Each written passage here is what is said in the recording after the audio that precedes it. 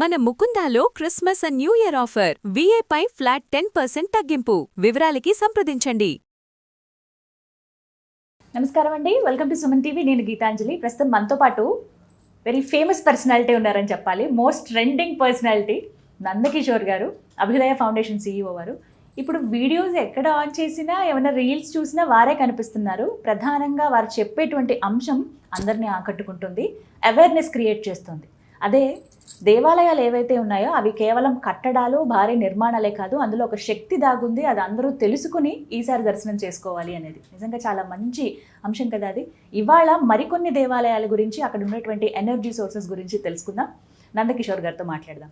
Sir నమస్తే అండి. నందకిషోర్ గారు, వెరీ ఇంపార్టెంట్ అండ్ ఇంట్రెస్టింగ్ విషయం మాట్లాడుకుందామండి. ఎప్పుడు ట్రెండింగ్లో ఉంటారు అఖిలాండ కోటి బ్రహ్మాండ నాయకుడు వెంకటేశ్వర స్వామి వారు. తిరుమల అంటేనే ఒక ఎమోషన్ అని చెప్పాలండి. ఎన్నిసార్లు వెళ్ళినా మళ్ళీ మళ్ళీ వెళ్ళాలనుకోవడం, ఆ స్వామి రూపం మర్చిపోలేము, అసలు కళ్ళ ముందు కదలాడుతూనే ఉంటుంది. అయితే ఒకసారి మనం మాట్లాడినప్పుడు 7 చక్రాస్ యాక్టివేట్ అవుతాయి, మనం ఈ విధంగా ఉండాలి, చెప్పులు వేసుకోకుండా ఉంటేనే మరీ మంచిది అన్నట్టు చెప్పారు. అసలు యాత్ర ప్రారంభం దగ్గర నుంచి కూడా మొత్తంగా తిరుమల పైనంతా తిరిగేటప్పుడు కావచ్చు, కొన్ని చూసేటప్పుడు కావచ్చు, ప్రదేశాలు కానీ, స్వామి దర్శనానికి వెళ్ళినప్పుడు కానీ అంటే ఎలా ఉంటుందండి? ఆ సైంటిఫిక్ రీజన్స్ మాట్లాడదాం. ఎక్కడెక్కడ ఏం జరుగుతుంది, ఈ 7 చక్రాస్ అసలు ఎలా యాక్టివేట్ అవుతాయి, ఎలా ఉండాలి, మనం ఏవేవి గ్రహించాలి, ఆ మైన్యూట్గా ఉన్నవన్నీ కూడా తెలియచేయండి. ఇది చాలా ఎలాబొరేటెడ్ టాపిక్ అండి తిరుమల గురించి. మనం డిస్కస్ చేస్తూ పోతే అడుగున డిస్కస్ చేస్తే మనకు ఒక సంవత్సరం టైం పట్టుద్ది ప్రతి ఒక్కటి. సో వాటిలో చాలా బ్రీఫ్గా, చాలా క్లుప్తంగా అతి ముఖ్యమైన వాటి గురించి కొన్ని మనం డిస్కస్ చేద్దాం. ఈ తిరుమల అంటేనే భూమి, శరీరం, మనసు, శక్తి, ఈ అన్నీ కలిపి ఒక ఎనర్జీ ల్యాబొరేటరీ అండి. ఎక్స్పెరిమెంట్ చేయొచ్చు మీరు ఒకే చోట. ఒక భూమి, శరీరం, మనసు, శక్తి, ఇవన్నీ కలిపి చేసేదే ఒక ఎనర్జీ ల్యాబొరేటరీ అండి. సో అదేవిధంగా మన చక్రాలు ఏవైతే 7 చక్రాలు ఉన్నాయో అవే 7 కొండలు.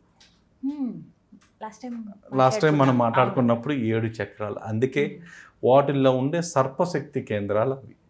ఆ సర్పశక్తి కేంద్రాల్లో దాని అంతర్లీనంగా, భూమి అంతర్లీనంగా, ఇందాక మీకు చెప్పిన దాంట్లో భూమి అనే పదం ఎందుకు వాడాను అంటే, భూమి లోపల ఉండే ఆ లే లైన్స్ ఏవైతే, అంటే లే లైన్స్ అంటే LEY లే లైన్స్ అండి. మన శరీరంలో నాడులు ఎలా ఉంటాయో భూమిలో కూడా ఆ విధంగా నాడులు ఉంటాయి. సో ఈ నాడులు, మన నాడులు, ఆ తర్వాత మన మనసు, మన శరీరం, వీటికన్నిటికీ ఒక ఎనర్జీ జరుగుతుందండి అక్కడ. ఇదంతా ఒక ల్యాబొరేటరీ అని చెప్పొచ్చు. మీకు శక్తుల, ప్రపంచంలో ఉన్న శక్తులన్నీ మీరు చూడాలి అంటే, ఒక ల్యాబొరేటరీ ఏదన్నా కావాలి అంటే మీరు అక్కడ చూసుకోవచ్చు. సో ఇక్కడ ఈ ప్రాంతంలోకి వచ్చేసరికి ఆ లోపల ఉన్న ఎర్త్ మెటల్స్ ఏవైతే ఉన్నాయో, నికెళ్ళు, ఆ తర్వాత జింకు, సల్ఫర్, కాపర్, ఇలాంటి ఎర్త్ మెటల్స్ అన్నీ కూడా ఆ రాళ్ళ అమెరికాలోనే, ఆ రాళ్ళ అమెరికా ఏ విధంగా ఉంటుందంటే ఒక కాయిల్ రూపంలో చుట్టుకొని ఉంటుందండి.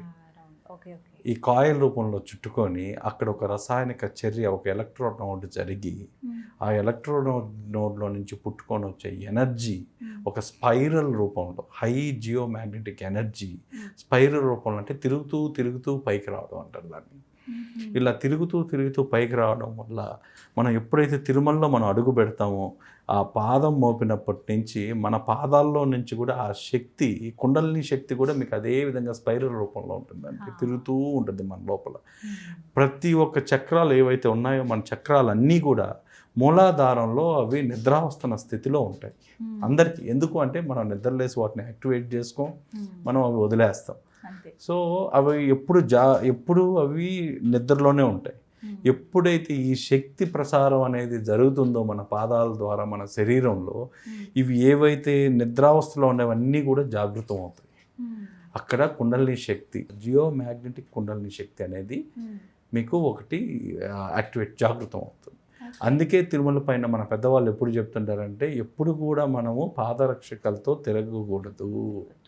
ఎందుకంటే ఆ ఎనర్జీని మనం రిసీవ్ చేసుకోవాలి. స్వామికి ఏదో నష్టం కాదు, స్వామికి పాపం కాదు, ఆ ఎనర్జీని మనం రిసీవ్ చేసుకోలేము అన్నమాట. సో ఇదే విధంగా మనం స్టార్టింగ్కి వస్తే, మనం మొదటిది ప్రప్రథమంగా మనం అడుగుపెట్టేది అలిపిరి. ముందు ఇంత మునుపు ఒక నానుడి ఉండేది, అక్కడ పాదయాత్ర కానీ లేకపోతే తిరుమల యాత్ర ఎప్పుడు సంపూర్ణం కాదు అని. పాదయాత్ర ఎవరైతే లేదో మీకు అది సంపూర్ణం కాదు, ఆ యాత్ర సంపూర్ణం కాదు. దానికి చాలా సైంటిఫిక్ అనాలిసిస్ ఉందండి యాక్చువల్గా. ఆ పాదయాత్ర మీరు అక్కడ అడుగు పెట్టంగానే అడుగు పెట్టిన 1.5 నిమిషానికి అక్కడున్న కొన్ని వేల లే లైన్స్ ఏవైతే ఉన్నాయో ఆ సమూహం అంతా అలిపిరిలో ఉందండి స్టార్టింగ్లో. అందుకే అక్కడ పాదం పెట్టి అక్కడ ఒక టెంకాయ కొట్టి ఆ శక్తికి దండం పెట్టుకొని అక్కడి నుంచి స్టార్ట్ అవుతారు. స్టార్ట్ అవడానికి ఏంటంటే అక్కడ మీరు ఎప్పుడైతే అడుగు పెడతారో స్వామి ఎంట్రన్స్లో ప్రప్రదంగా అడుగు పెట్టిన వాళ్ళందరికీ కూడా ఆ పాయింట్లో మూలాధారం యాక్టివేషన్ అవుతుంది. సో ఇంత మునుపు మన పాత రోజుల్లో ఎవ్వరూ అలిపిరి నుంచి చెప్పులు వేసుకునేవాళ్ళు కాదు. అవునండి. ఆ తర్వాత ఈ శక్తికి దీనికి మీరు ఆ టోల్ గేట్ దాటి కొంచెం దూరం పోగానే వినాయక స్వామి గుడి వస్తుంది ఫస్ట్. ఎడం పక్కగా ఉంటుంది. మన ఆనవాయితీ ఏంటి, ఆనవాయితీ ప్రకారం అక్కడ వినాయక స్వామికి గణపతి స్వామికి ఎలాంటి అవాంతరాలు లేకుండా యాత్ర కంప్లీట్ చేయమని చెప్పి అక్కడ ఒక కొబ్బరికాయ కొట్టుకొని మీరు అక్కడి నుంచి స్టార్ట్ అవుతారు. దాన్ని సైంటిఫిక్గా మనం అనాలిసిస్ చేస్తే ఆ కేంద్రం మీకు ఏదైతే మూలాధారం యాక్టివేషన్ అవుతుందో మనం చెప్పులతో వీటితో అంతా ఉంటాం కాబట్టి అక్కడ కనీసం మీరు పాదం మోపుతారు. ఆ పాదం మోపే స్థలం ఏదైతే ఉందో అక్కడ మీ మూలాధారం యాక్టివేట్ అవుతుంది. మూలాధారానికి అధిపతి ఆయనే కదా, గణపతే కదా అధిపతి. సో అతని దగ్గర అది యాక్టివేట్ చేసుకున్న తర్వాతే అంటే మీరు ఒక ప్రాసెస్ ప్రకారం పోవాలి అనుకుంటే ఫస్ట్ అక్కడికి వెళ్ళి మన మూలాధారాన్ని యాక్టివేట్ చేసుకొని తర్వాత మన యాత్ర మొదలు పెట్టాలి. సో మన యాత్ర మొదలుపెట్టిన తర్వాత మీకు ఆ నడక మార్గం ఎవరైతే నడుస్తారో వాళ్ళకు ఉండే బెనిఫిట్స్ మాట్లాడుకుంటారు. వాళ్ళు మెట్టు ఎక్కే కొద్దీ ఒక్కొక్క మెట్టు ఆ ఫుట్స్కి ఒక మర్దన జరిగి వాటిల్లో ఉండే ఒక్కొక్క నాడి, ఎందుకంటే మనకు సంబంధించినవన్నీ కూడా మన పాదాలకు దగ్గరే ఉంటాయి ఆ నాడులన్నీ కూడా, అవి ఒక్కొక్కటి యాక్టివేట్ అవుతూ అవి చిన్నగా పైకి వచ్చేసరికి స్పైన్ ప్లస్ నాడి స్టిమ్యులేషన్ జరుగుద్ది. సో వాళ్ళు మెట్లు ఎక్కే కొద్దీ ఒక్కొక్క చక్రం యాక్టివేట్ అవుతూ వాళ్ళకి ఆ నాడీ వ్యవస్థ మోకాలు మెట్టి దగ్గరికి వచ్చేసరికి సగం ముక్కాల భాగం పైన వాళ్ళ నాడీ వ్యవస్థ క్లీన్ అవుతూ వస్తుంది వాళ్ళకి తెలియకుండా. దాంట్లో ఉన్న అయాన్స్, దాంట్లో ఉన్న కెమికల్స్, ఆ గాల్లో ఉండేది ఒక్కొక్క అడుగు మీకు కరెక్ట్గా చెప్పాలంటే ప్రతి 0.5 కిలోమీటర్కి అండి, ప్రతి 0.5 కిలోమీటర్కి ఒక్కొక్క సైన్స్ ఉంది. ఆ చెట్ల గురించి అక్కడ ఏర్పడిన మార్గం గురించి చెప్పాలి అంటే నిజంగా దాదాపుగా అదే 30 రోజులు పడుతుందండి. ప్రతి 1/2 కిలోమీటర్కి దాంట్లో ఉన్న సైన్స్ గురించి ఎక్స్ప్లెయిన్ చేయాలంటే కూడా అన్ని రోజులు పడుతుంది. అన్ని బెనిఫిట్స్, ప్రతి ఒక్కటి బెనిఫిటే. ఎక్కడి నుంచో మీకు అక్కడి నుంచి యాక్టివేషన్తో పాటు ప్యూరిఫికేషన్ కూడా జరుగుతూ ఉంటుంది ఎనర్జీ లోపల. మీలో ఉన్న ఆ నడక యాత్ర వల్ల దాన్ని అందుకే పెద్దవాళ్ళు ఎంతమంది ఏమనేవారంటే వాకింగ్ మెడిటేషన్ అనేవాళ్ళు. అదొక ధ్యానం. వాళ్ళ 4.5 గంట 5 గంటలు 6 గంటలు వాళ్ళు చేసే ప్రయాణం ఏదైతే ఉందో వాళ్ళు ఒక ధ్యానంతో ధ్యానం చేస్తే ఎన్ని సిద్ధులు అయితే వస్తాయో ఒక వాకింగ్ చేస్తే అన్ని వస్తాయి. అన్ని ప్యూరిఫికేషన్స్ జరుగుతుంటుంది లోపల ప్యూరిఫికేషన్స్. సరే, ఇవన్నీ దాటి మీరు వస్తే మామూలుగా మన ఉన్న నానుడి రూల్ ఏంటంటే దాంట్లో ఉన్న తమ్ముళ్ళు మీరు స్నానం చేసిన తర్వాతే దర్శనం చేయాలి. ఎందుకు మనల్ని ఆ పుష్కరిణిలో స్నానం చేయమన్నారు, స్నానం చేస్తే ఎందుకు దర్శనం చేయమన్నారు? అద్భుతమైన సైన్స్ అండి అది మనకు చెప్పలేదు కానీ అద్భుతమైన సైన్స్. స్వామి పుష్కరిణిలో లోపల ఏదైతే ఉందో 8వ మెట్టు దాన్ని అష్టమ సోపానము అంటారు. ఈ మామూలుగా మీరు జాతకాల్లో కానీ ఎక్కడైనా సరే 8th హౌస్లో ఉండే అతను ఎవరు అయ్యా అంటే శనేశ్వర భగవంతుడు ఉంటాడు. 8వ స్థానం ఆయనది. ఈ 8వ స్థానం అయిన వల్ల ఆయన దానికి సంబంధించిన శని దోషాలు, ఏళ్ళనాటి శని వాళ్ళు కానీ, అష్టమ శని వాళ్ళు కానీ, అర్ధాష్టమ శని బాధితులు కానీ, వీళ్ళు ఎవరైనా సరే ఒక్క నిమిషం ఆ పుష్కరిణిలో ఆగి వాళ్ళు ప్రార్థన చేసుకొని ఆ నీళ్లతో వాళ్ళకు అనుమతిస్తే స్నానం లేదా ప్రోక్షణ చేసుకున్న ఆ 2 నిమిషాల వ్యవధి టైం ఆ 8వ మెట్టు మీద నిలబడిన శని బాధల నుంచి నివృత్తి కలగదు. అక్కడే పుష్కరిణి ఉంటుంది, ఎప్పుడు చూస్తూ వెళ్తూ ఉంటా. సాక్షాత్తు భగవంతుని మీరు చూడాలి అంటే ఏదో నేరుగా పోయి ఫ్లైట్లలోనో కార్లలోనో పోయి దిగేది కాదండి. మనలో ఉన్న 72,000 నాడులు, 108 ఎనర్జీ పాయింట్స్, 6 చక్రాలు, వీటిని ప్యూరిఫికేషన్ చేసుకొని సాక్షాత్తు మన కళ్ళ ముందు తిరిగే భగవంతుడి దగ్గరికి వెళ్ళాలంటే ఇవన్నీ ప్యూరిఫై అయితే కానీ భగవంతుడి దగ్గర దర్శనం మీకు దాని యొక్క అనుగ్రహం కలగదు. సో మనం రూల్స్ అన్నాం, కానీ రూల్స్ కాదు, ఇది సైన్స్. ఇది ప్రతి ఒక్కటి సైన్స్. మీకు అక్కడ ఎప్పుడైతే పుష్కరంలో ఉంటారో మీ థొరాసిక్ రీజియన్లో T8 T12 అని ఉంటుందండి. మనకు జనరల్గా ఈ శని భగవంతుని బాధలు పడే వాళ్ళకి ఎక్కువ వెన్నుముక ప్రాబ్లమ్స్, లూప్, టైం లూప్ అండి. మీకు ఏదన్నా ఉన్నా వాళ్ళు ఒక లూప్లో ఉంటారు, అక్కడక్కడే తిరుగుతూ ఉంటారు. రెండోది ఆ ఎండమామిలాగా ఏదో కనిపిస్తుంది, ఏదో ఉంది కదా అని పరిగెత్తారు, లాస్ట్కి పరిగెత్తిన శ్రమ మిగలద్దే కానీ ఫలితం ఉండదు. ఈ లూప్ నుంచి తప్పించుకోవాలంటే ప్లస్ ఈ ఈ స్పైన్లో ఉన్న ఇష్యూస్ ఏదన్నా, స్పైన్ దానిలో వల్ల కలిగే ఏదైనా ఆరోగ్య బాధలు ఏదన్నా ఉన్నా రెమెడీ వచ్చి 8th స్టెప్.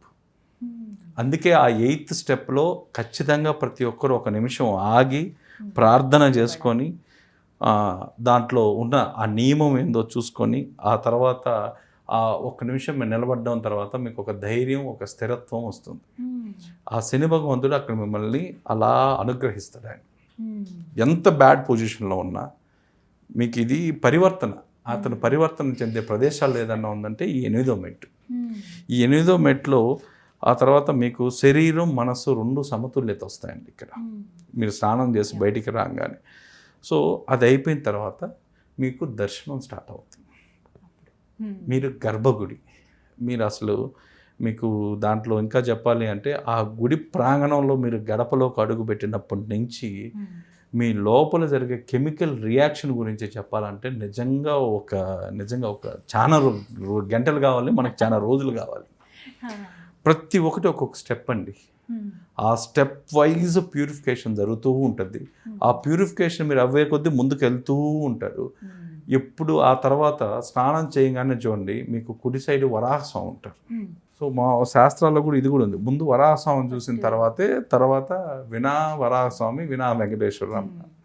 సో ఫస్ట్ ఆయన దగ్గర ఎందుకు అంటే అక్కడున్న నిఖిల్ యొక్క కింద భూవరాహస్వామి కింద ఉండే ఎర్త్ లోపల ఉండే నిఖిల్ ఆ మెటల్ ఎక్కువ ఉండడం వల్ల, ఆ జియోమాగ్నెటిక్ వాల్యూ చాలా ఎక్కువ ఉండడం వల్ల మీరు ఇక్కడ ఈయన వరాహస్వామిని జ్యోతిషపరంగా ఉండొచ్చు వాటి ఫలితాలు, కానీ సైంటిఫిక్గా మీరు అక్కడ నిలబడి అతనికి ఒక దర్శనం చేసుకొని హారతి తీసుకోవడం వల్ల ఏదైతే మీరు 5 నుంచి 9 నిమిషాలు మీరు ఆ గుడిలో స్పెండ్ చేస్తారో మీరు అక్కడ మూల విరాట్ దగ్గర మీకు వచ్చే శక్తి ఏదైతే ఉంటుందో ఆ శక్తిని పొందేందుకు ఒక అర్హత వస్తుందండి. బాడీని, మైండ్ని అక్కడ ప్రిపేర్ చేసే స్థలం ఏదన్నా ఉంది అంటే అది వరాహస్వామి గుడి. అందుకే మిమ్మల్ని ఫస్ట్ వరాహస్వామి దగ్గరికి వెళ్ళి మీరు అక్కడ లైన్లో ఉన్న హారతి తీసుకున్న తర్వాత దర్శనానికి ఎందుకు వెళ్ళాలి అంటే డైరెక్ట్గా భగవంతుణ్ణి మన మానవ శరీరంతో మనం చూడలేము, ఆ శక్తిని మనం తట్టుకోలేము. ఆయన దగ్గర నుంచి వచ్చేది ఆ శక్తిని మీకు తట్టుకోవాలన్నా, ఆ శక్తిని మీరు గ్రహించాలన్నా ఏదన్నా ఒక శక్తి కేంద్రం ఉంది అంటే అది వరాహస్వామి. ఈ వరాహస్వామి దగ్గర మీరు నిలబడి చేసినట్టయితే మీకు అక్కడికి వెళ్ళడానికి మీకు ఒక అర్హత అనేది వస్తుంది. అంటే మీకు కెపాసిటీ వస్తుంది. కరెక్ట్గా అర్హత అంటే అది వేరే విధంగా పోద్దేమో, మీకు ఒక కెపాసిటీ వస్తుంది. ఆ కెపాసిటీని మీరు తీసుకున్న తర్వాత అప్పుడు మీరు మెయిన్ దేవుడికి వెళ్తే పరిపూర్ణ అనుగ్రహం అనేది కలుగుతుంది, దర్శనం పూర్తయినట్టు. సో ఈ విధంగా అండి మీరు జరిగినప్పటి నుంచి మీ బాడీలో ఒక్కొక్కటి మైక్రో లెవెల్ అండి. మీకు చెప్పాలంటే నర్వ్ కూడా యాక్టివేట్ అయ్యే ప్లేసెస్ తిరుమల. నర్వ్ కొన్ని లక్షల నర్వులు, కొన్ని వేల నాడులు ఉన్న దీంట్లో శరీరంలో ప్రతి ఒక్కటి యాక్టివేట్ అయ్యే ప్లేస్ అది.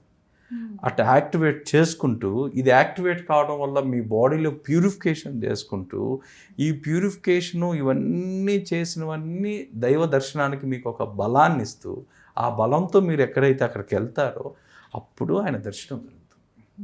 సో వీటిలో ఏ స్టెప్ స్కిప్ చేసినా వాళ్ళకి నష్టం లేదండి, భగవంతుడికి నష్టం లేదు, ఎవరికి నష్టం లేదు. నష్టపోయేది ఏదంటే మనం వెళ్ళిన వాళ్ళం కోరికలతో కాదు, అసలు మన ఎనర్జీ యాక్టివేషన్ అయ్యే ప్లేసెస్.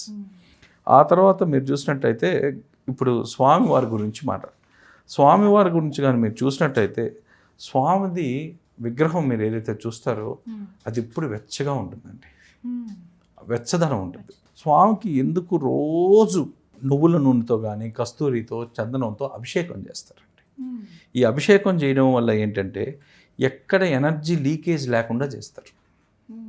అనుకున్న ఎనర్జీ ఎక్కడ లీక్ కాకుండా దాన్ని ఏమంటారంటే స్టోన్ పోర్స్ సీల్ అంటారండి దాన్ని. యాక్చువల్గా బయో ఎనర్జీ ప్రిజర్వేటింగ్ కోటింగ్ అంటారు దాన్ని. బయో ఎనర్జీ ప్రిజర్వేషన్ కోటింగ్ అంటారు. ఎక్కడ కానీ స్వామిది మనకి ఆ ఎనర్జీ లీక్ కాకుండా స్వామి విగ్రహం పైన హోల్స్ లేకుండా ఉండేదానికి ఈరోజు ఇవి పోయడం వల్ల ఇవన్నీ ఏం చేస్తాయంటే ఒక కెమికల్ రియాక్షన్ ఇచ్చి దాన్ని ప్రొటెక్ట్ లాగా చేస్తుంది. మన కారుకి మనం ఎలా అయితే చేసుకుంటామో టెఫ్లాన్ కోటింగ్ కానీ ఇలాంటివి, అలాంటి ఒక కోటింగ్ లాగా అనమాట ఒక అభిషేకం. అందుకే ఆ ఫలానా ద్రవ్యాలతో మాత్రమే చేస్తారు. ఆ ద్రవ్యాల్లో వాటితో కూడా చేస్తారు ఖచ్చితంగా. ఎందుకు అంటే అది ఒక శక్తి కేంద్రం కాబట్టి, ఆ శక్తి కేంద్రానికి ఆ శక్తిని కాపాడాలంటే ఇవన్నీ జరగాలి కాబట్టి సో వీటన్నిటినీ చేస్తూ వస్తారు. ఆ తర్వాత మీకు లాస్ట్కి వచ్చేసరికి మీ దర్శనం అయిపోయిన వెంటనే ప్రతి ఒక్కరూ చేయాల్సింది ఏంటంటే పాపనాశనానికి వెళ్ళాలి. దర్శనం తర్వాత అండి, దర్శనం ముందర కాదు, దర్శనం తర్వాత వెళ్ళాలి. దర్శనం తర్వాత వెళ్తే ఇక్కడ మీకు చెప్పేది ఏంటి అంటే మీ పాపాలన్నీ నాశనం చేసే ప్రదేశం ఏదన్నా ఉంది అంటే అది పాపనాశనం. అసలు పాపం అంటే ఏంటి? మన శరీరంలో మన ఆత్మతో పాటు ఎన్నో రోజుల నుంచి ఒక క్రానికల్ స్ట్రెస్ అంటారండి దాంట్లో సైంటిఫిక్గా. Stress it's nothing but A Chronicle stress. అది ఆ క్రానికల్ స్ట్రెస్ మీ బాడీలో నుంచో మీ ఆత్మ నుంచో దాన్ని వేరు చేయాలి అంటే ఆ జలపాతంలో నుంచో వాటర్లో హై వాటర్ ఎలిమెంట్స్ ఎనర్జీ ఉండడం వల్ల ఆ ఎనర్జీ మీ మీద పడడం వల్ల ఆ పాపం ఏదైతే ఉందో అది బ్రేక్ అవుతుంది. అది ఇట్స్ ఎ క్రానికల్ స్ట్రెస్ అండి, nothing but A Chronicle stress. ఆ పాపనాశనం చూసుకున్న తర్వాత అందరూ చూడడానికి శిలాతోరణం వెళ్తుంటారు, కానీ శిలాతోరణం అది అసలు అద్భుతం అండి. It's a gateway to God. మన దేవతలందరికీ అది గేట్వే. దాంట్లో నుంచే మీరు కానీ చూసినట్లయితే రాత్రుల్లో ఏదైతే మిస్టరీ ఉందో ఆ శిలాతోరణం మార్గం ద్వారా దేవతలు అందరూ వచ్చి స్వామిని నేరుగా గర్భగుడికి వెళ్ళి ఆయన్ని ప్రార్థన చేసుకొని వెళ్తారట. ఏకాంత సేవలో కూడా ఇంత మునుపు చెప్పినట్లయితే దేవతలు వచ్చి ఆరాధిస్తారు అంటారు. ఈ దేవతలకి ఎక్కడ గేట్వే అంటే శిలాతోరణం అండి. శిలాతోరణం నుంచి గర్భగుడి దాకా ఒక శక్తి ప్రసార కేంద్రంగా ఒక లైన్ వెళ్తూ ఉంటాయండి. ఆ శక్తి ప్రసారం అవుతూ ఉంటుంది కంటిన్యూస్గా. అది మీరు ఫీల్ కావాలంటే నైట్ మీరు శిలాతోరణం దగ్గర కానీ జపంలో కానీ కూర్చోగలిగితే మీరు ఫీల్ అవుతారు ప్రత్యక్షంగా. ఇవన్నీ సైన్స్తో పాటు అక్కడ ఏర్పడిన స్టోన్స్ అవన్నీ న్యాచురల్గా ఏర్పడినవన్నీ. అదొక అద్భుతం. అసలు ఆశ్చర్యపోతాం అలా ఎలా ఉన్నాయి, ఒక్కొక్కరు ఎలా అతుక్కుని అలా ఉండిపోయాయి అని అనిపిస్తుంటుంది. ఎలా ఉన్నాయని చూస్తాం కానీ ఎందుకున్నాయని మాత్రం ఆలోచించాం. అది అక్కడ వచ్చింది. ఎందుకున్నాయని ఆలోచించగలిగితే ఇట్స్ ఎ గేట్వే. ప్రతి ఒక్క దేవతలు సప్త ఋషులు అందరూ ఆ మార్గం ద్వారానే వచ్చి స్వామిని ఇప్పుడు ఎలా మన అలిపిరి నుంచి మనకు మార్గం ఉందో దేవతలకు ఉన్న మార్గం ఏదన్నా ఉంది అంటే అది శిలాతోరణం. అందుకే మీరు శిలాతోరణం దగ్గర కూర్చొని ఎవరికైనా సరే అండి మీరు ఆటోమేటిక్గా ధ్యానం కానీ చేయగలిగితే మీ మనసులో మీరు ఎప్పటి నుంచో ఒక 20-30 సంవత్సరాల నుంచి మీరు చేసే ధ్యానం ఎంత శక్తి ఉంటుందో అక్కడ ఒక 20 నిమిషాలు 10 నిమిషాలు చేయడంతోనే వస్తుంది ఆ ప్రదేశం. అది అత్యంత పవర్ఫుల్ అండి. అది ఆ తర్వాత లాస్ట్ది వచ్చేసరికి జపాలి. ఫేవరెట్ ప్లేస్ అందరికీ, ఫేవరెట్ ప్లేస్ ప్రతి ఒక్కరికి కూడా అది చాలా ఫేవరెట్ ప్లేస్. జపాలికి ఖచ్చితంగా వెళ్ళాల్సిందే. అంజనుడి దగ్గరికి వెళ్ళంగానే ఫస్ట్ మీకు యాక్టివేట్ అయ్యేది ఆజ్ఞాచక్రం.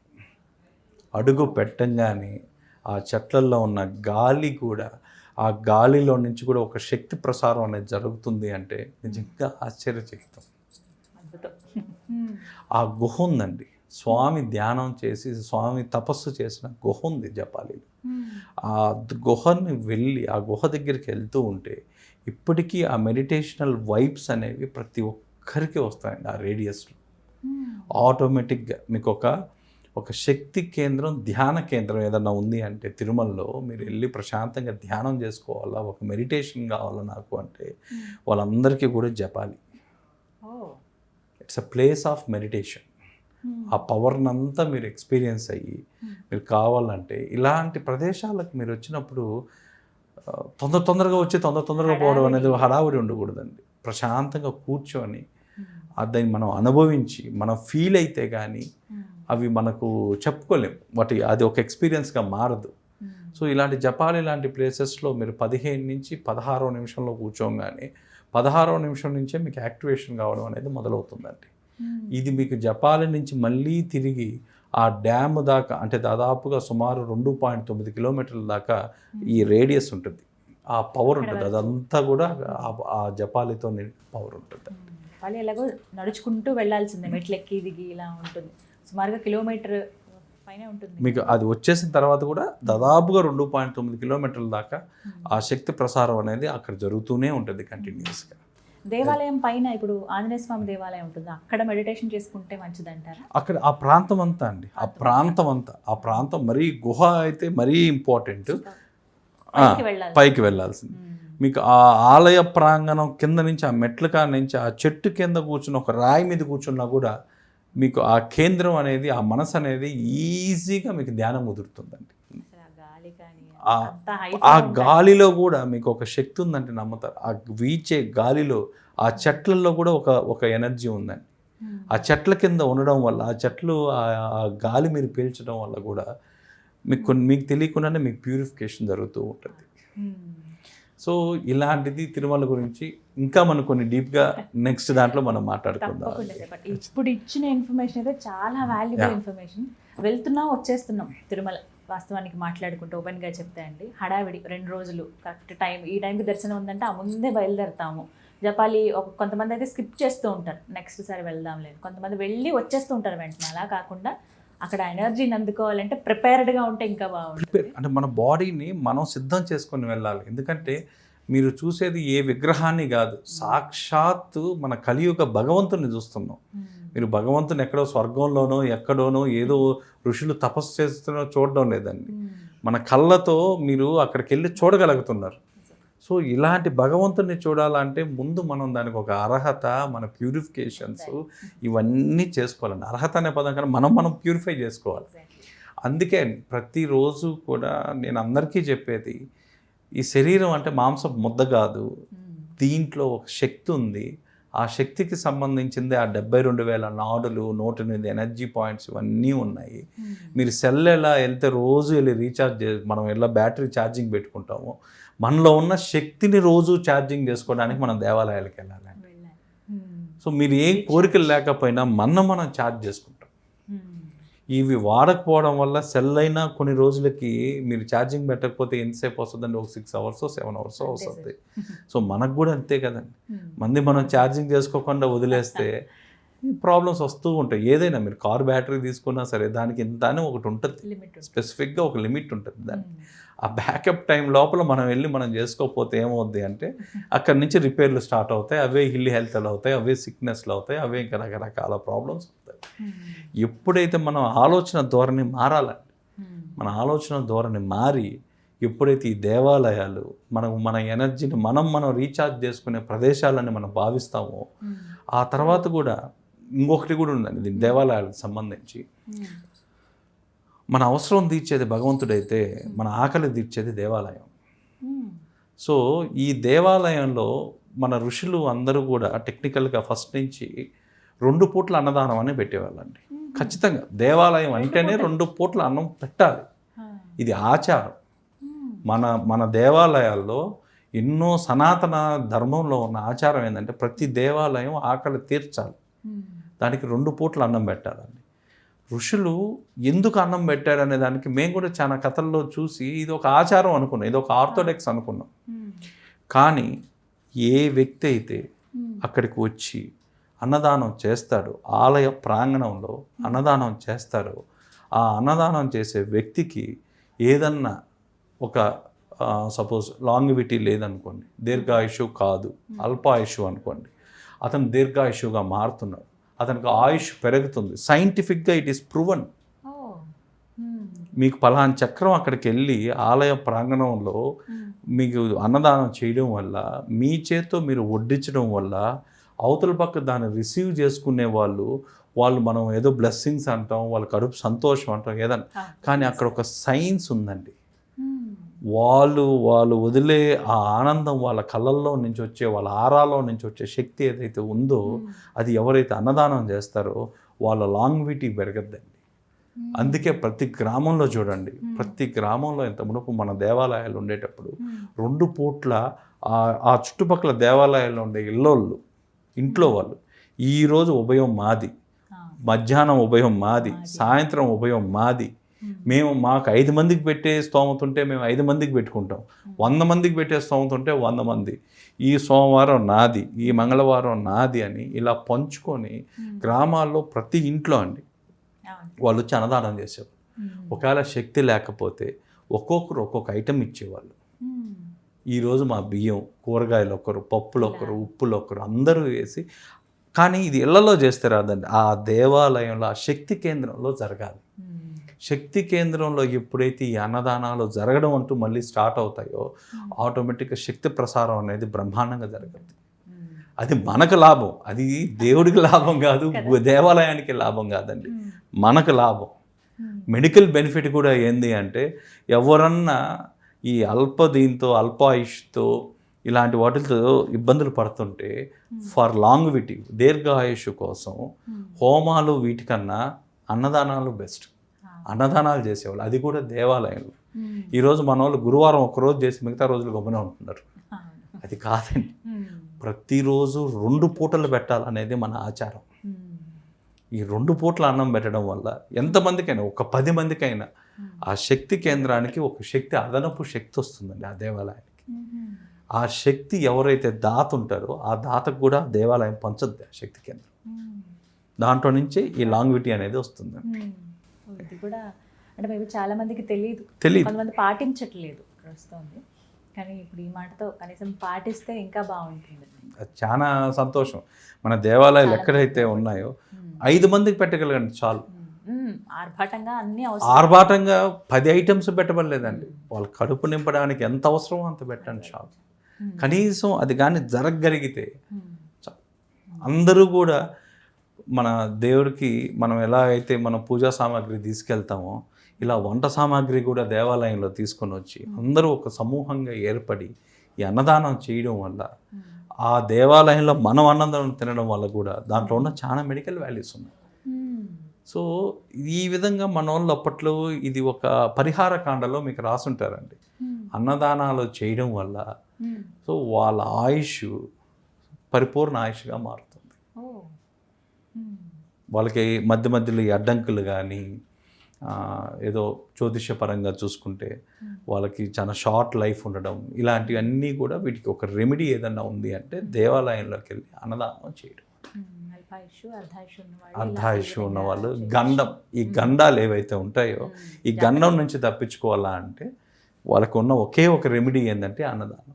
అందుకండి ఈ అన్నంలో మీరు ఇంతకుముందు పాత రోజుల్లో ఎవరికన్నా అది ఏ వ్యాధో తెలియక విపరీతమైన జ్వరం వచ్చి విపరీతమైన ఇది ఉండేటప్పుడు కూడా మీరు చూసినట్టయితే వాళ్ళని ఒక మంచం మీద పనుకోబెట్టి కింద అన్నాన్ని, వేడి అన్నాన్ని ఒక కుంభంలాగా పోసేవాళ్ళు. ఆ కుంభం పోసినప్పుడు అక్కడి నుంచి వచ్చే ఆవిరి ఏదైతే స్టీమ్ ఉందో స్టీమ్ థెరపీ జరిగేది. స్టీమ్ బాత్లో మనం ఇప్పుడు చూస్తున్నాం. స్టీమ్ థెరపీ మన పురాతనంలో ఉంది. అది ఆ స్టీమ్తోనే